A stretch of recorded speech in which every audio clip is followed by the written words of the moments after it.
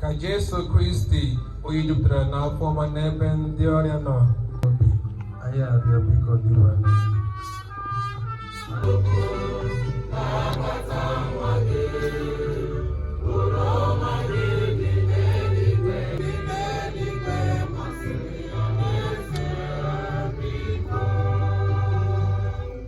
otito ya, anyị arịọ biko dịwa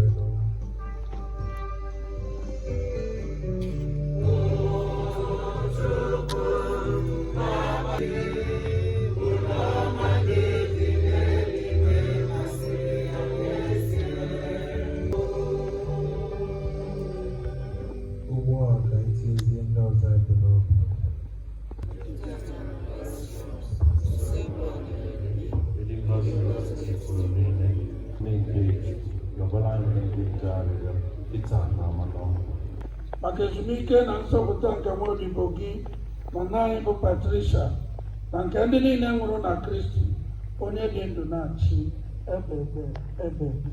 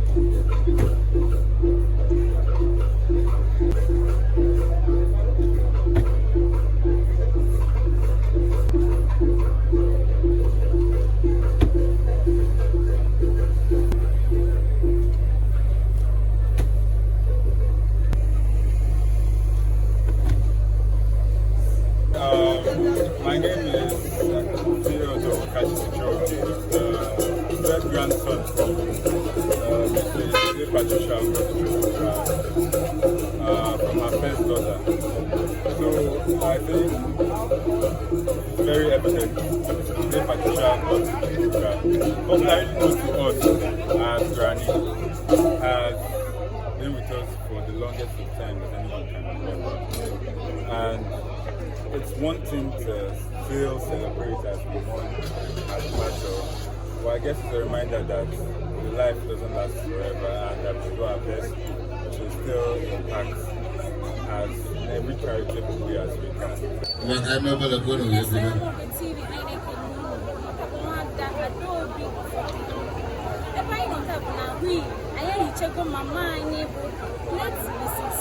Patricia Ngozi Ude. I went to Reverend Sister. I can hear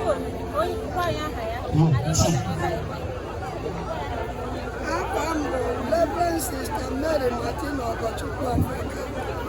I'm Orji Amokwe State. I'm Enugu State. I'm Moderate Divine Women Moderate and Leading Apostles. Enugu State. Ano m ebe a taa maka mama onye nwanyị ka anyị na-enye mụ na ya dị very close anyị dị ka nne anyị na-enye ndị m niile to the extent na ha lụrụ ejiri ma na ihe niile nwere maka ebere ka m jiri mara and na ana m Tony Aneke Tony Mamsa Ezinne Patricia Ngozi Ude.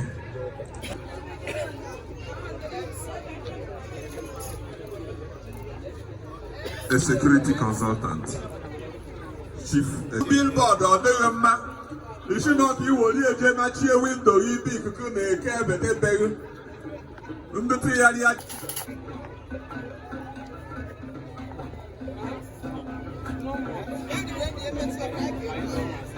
Mother.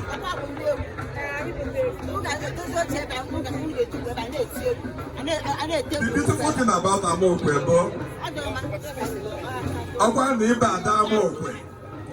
I assure the good that I here in the bedroom order because no one value you.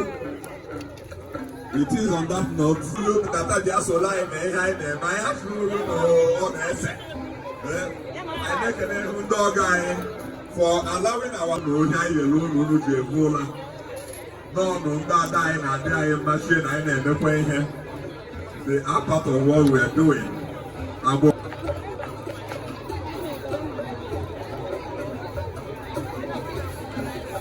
Another special announcement.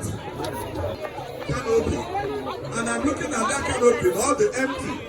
I'm about the neighbor, they come back and they only do the Amokwe.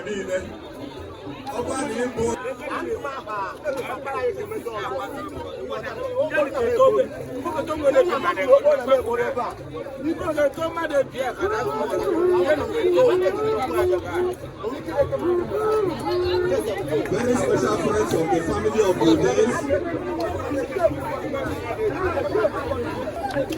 Ekune Koshiri. Who's on to go? I know she don't know. Right Honorable, you represented the Speaker of the House.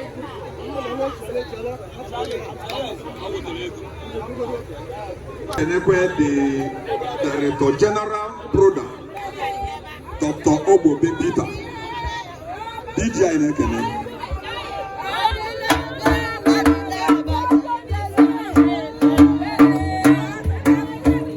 Enekene, Udi LGA, Osigbo Etiti Biako Ono Airline.